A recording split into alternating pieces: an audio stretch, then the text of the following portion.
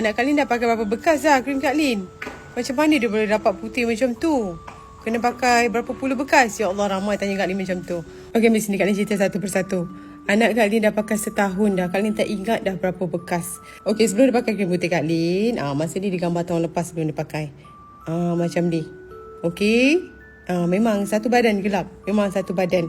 Okey. Lepas tu, dia start pakai masa bulan 3. Bulan 3 2023 sehingga bulan 3 2024. Kak Lin dah tak ingat dia pakai berapa banyak. Okey.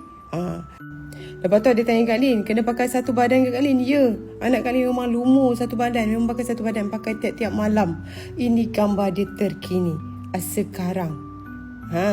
Memang betul-betul satu badan dia cerah. Sebab dia memang sapu satu badan sayang. Habis anak Kak Lin pakai satu badan ke? Ya, betul.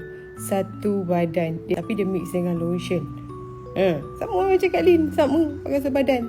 Nak comparekan Kak Lin dengan dia, sekarang dia lagi cerah daripada Kak Lin. Tak dinafikan. Betul tu. Dia lagi putih daripada Kak Lin. Sebab dia konsisten. Macam Kak Lin sekali-sekala. Kak Lin bukan nak putih melepak sangat. Kak Lin memang dari azali bukan ada masalah kulit gelap. Anak Kak Lin ada masalah macam tu. Okey? Boleh ya. Yang penting apa sayang? Yang penting konsisten. Bila awak dah cerah dah kulit awak, sekurang-kurangnya dapat hilangkan sunburn. Happy ke tak? Happy ke tak dapat hilang sunburn tu? Konsisten tau.